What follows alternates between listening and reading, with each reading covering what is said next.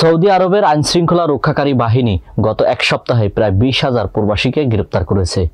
আবাসন, শ্রম এবং সীমান্ত সুরক্ষা আইন লঙ্ঘনের অভিযোগে এই অভিযান চালানো হয়, যা সৌদি সরকার এবং স্থানীয় সংবাদ মাধ্যমগুলোর মাধ্যমে ঘোষণা করা হয়েছে। বিস্তারিত ডেস্ক রিপোর্টে।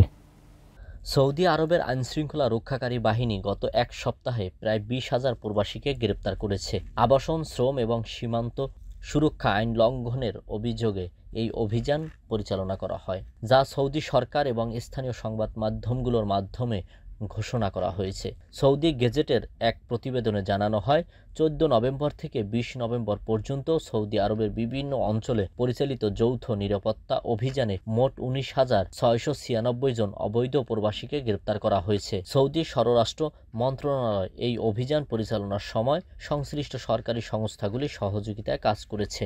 প্রতিবেদন অনুযায়ী গ্রেপ্তার হওয়া প্রবাসীদের মধ্যে 11,336 জন সৌদি আরবের রেসিডেন্সি আইন লঙ্ঘনকারী, 5,176 জন সীমান্ত সুরক্ষা আইন লঙ্ঘনকারী এবং 3,184 জন শ্রম আইন লঙ্ঘনকারী রয়েছেন।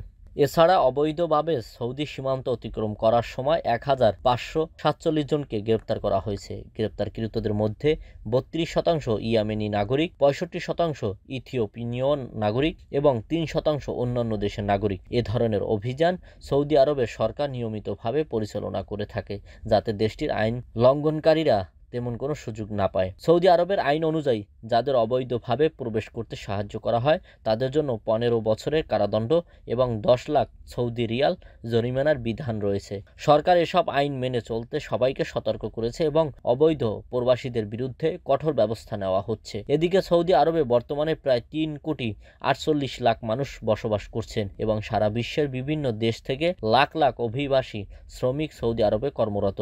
দেশটির স্থানীয় গণমাধ্যম নিয়মিতভাবে আইন ভঙ্গকারী এবং অবৈধ প্রবাসীদের গ্রেপ্তারের খবর প্রচার করছে, যা নিরাপত্তা ব্যবস্থার কার্যকারিতা এবং সরকারের কঠোর অবস্থান প্রতিফলিত করে।